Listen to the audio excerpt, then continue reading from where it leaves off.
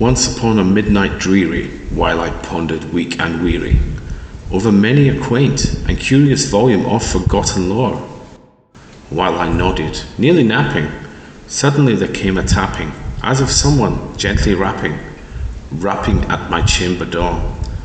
"'Tis some visitor," I muttered, tapping at my chamber door. "Only this, and nothing more." I remember it was in the bleak December, and each separate dying ember wrote its ghost upon the floor. Eagerly I wished the morrow, vainly I had sought to borrow from the book surcease of sorrow, sorrow for the lost Lenore, for the rare and radiant maiden whom the angels named Lenore, nameless here for evermore. And the silken sad uncertain rustling of each purple curtain thrilled me, filled me with fantastic terrors never felt before, so that now, to still the beating of my heart, I stood repeating, "'Tis some visitor entreating entrance at my chamber door, some late visitor entreating entrance at my chamber door. This it is, and nothing more." Presently my soul grew stronger, hesitating then no longer. "Sir," said I, "or madam, truly your forgiveness I implore. But the fact is, I was napping, and so gently you came rapping, and so faintly you came tapping at my chamber door, that I scarce was sure I heard you. Here I opened wide the door. Darkness there, and nothing more. Deep into that darkness peering, long I stood there wondering, fearing, doubting, dreaming, dreams no mortals ever dared to dream before. But the silence was unbroken, and the stillness gave no token, and the only word there spoken was the whispered word, Lenore. This I whispered, and an echo murmured back the word, Lenore. Merely this, and nothing more. Back into the chamber turning, all my soul within me burning. Soon again I heard a tapping, somewhat louder than before.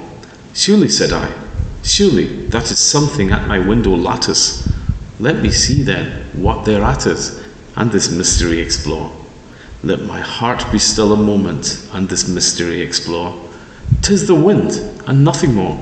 Open here I flung the shutter, when with many a flirt and flutter, in there stepped a stately raven of the saintly days of yore. Not the least obeisance made he, not a minute stopped or stayed he, but with mine of lord or lady perched above my chamber door, perched upon a bust of Pallas, just above my chamber door, perched and sat, and nothing more.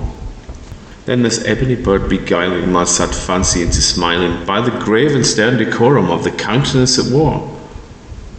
"Though thy crest be shorn and shaven, thou," I said, "art sure no craven, ghastly grim and ancient raven, wandering from the nightly shore. Tell me what thy lordly name is on the night's Plutonian shore."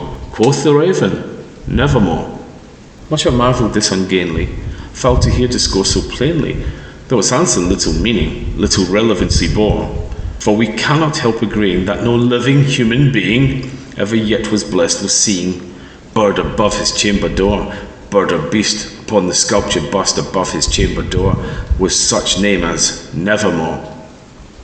But the raven, sitting lonely on the placid bust, spoke only that one word, as if his soul in that one word he did outpour.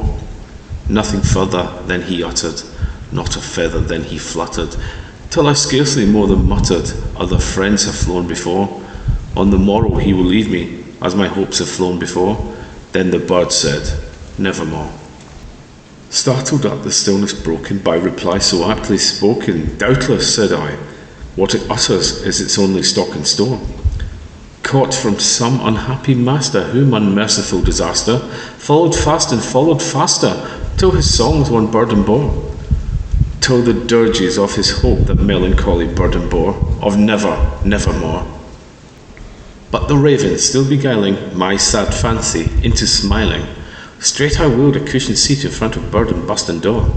Then upon the velvet sinking, I betook myself to linking fancy unto fancy, thinking what this ominous bird of yore, what this grim, ungainly, ghastly, gaunt, and ominous bird of yore meant in croaking Nevermore. This I sat engaged in guessing, but no syllable expressing, to the fowl whose fiery eyes now burned into my bosom's core. This and more I sat divining, with my head at ease reclining on the cushion's velvet lining that the lamplight gloated o'er, but whose velvet violet lining with the lamplight gloating over she shall press, nevermore. Then methought the air grew denser, perfume from an unseen censer, swung by seraphim, whose footfalls tinkled on the tufted floor. Wretch, I cried, thy God hath lent thee, by these angels he hath sent thee, respite, respite and nepenthe from thy memories of Lenore. Quaff, oh quaff this kind nepenthe, and forget this lost Lenore. Quoth the raven, nevermore.